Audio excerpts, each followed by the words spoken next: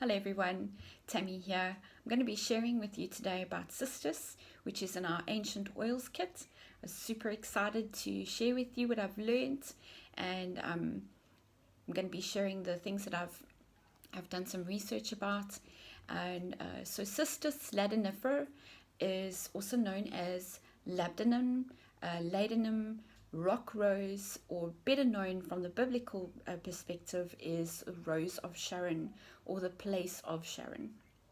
And it is not a true rose, so not looking like one of those red roses that you see at your nursery or things like that. It is a wild rose, so it looks a little bit like a hibiscus, but very wild and almost like a shrub.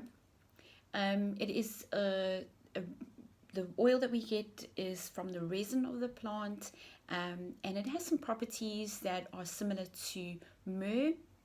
And so I'll just like to share with you what I've got. All right, so it is higher in antioxidant properties than most berries. So higher than blueberries, strawberries, goji berries, even higher in antioxidant properties than frankincense. So if you're thinking about the antioxidant properties that you can get from blueberries, cistus, or Rose of Sharon is going to be a higher for you. All right, so it flourishes in the plains of Sharon in Israel, and it is known as rock rose or the Rose of Sharon. But most commonly, the one verse that you will hear it referred to is in Solomon's Song or Song of Solomon's, chapter 2, verse 1. And it says, I am the rose of Sharon and the lily of the valleys. That is the Shulamite woman referring to herself as such a beautiful thing, wild and free, and has such beautiful properties. And shouldn't we all be referring to ourselves like that?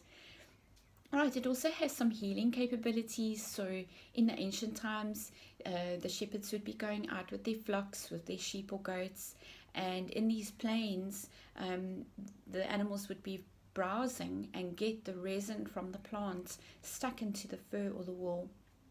And what the shepherds noticed is that when they ran their hands through to get the resin out, if there were cuts or wounds on their hands, it would heal much faster than before. And so in that they found the restorative properties of the Rose of Sharon.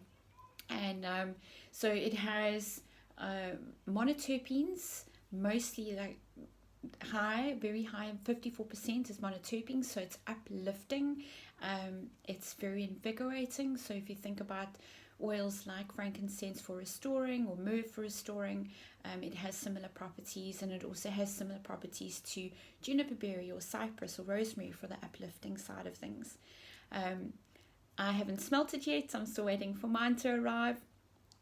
And there's some other verses in the Bible that you can go and look at, like Genesis 37 verse 25 or Genesis 43 verse 11, that refers to the branches of this plant, and in Hebrew it's referred to as ladanum.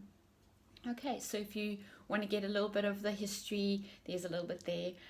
All right, so the ancient uses of cistus was to elevate the mood, and we know that essential oils are great for changing moods, because of the fact that they go directly into the limbic system and they help with the moods and the memories. But they also use it as perfume, so you can add some of this to one of your perfumes so that you're not using chemicals on your skin, and help your body to feel uplifted and restored. It also is great as in a modern use for cleansing the skin, for immune boosting, for helping with healthy cellular function. Seeing, like that's the reason why it's so close to myrrh and frankincense in its restorative properties.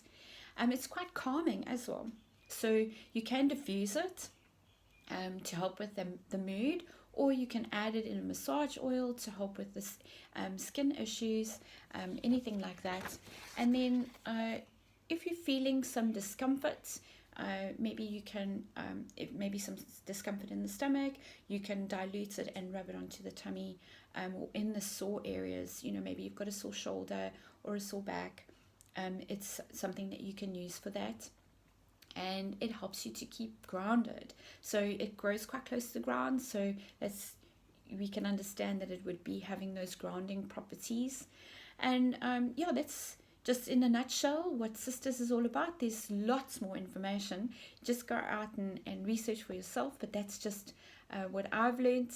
I hope you are blessed by the information that I've shared with you, and bless you and your family.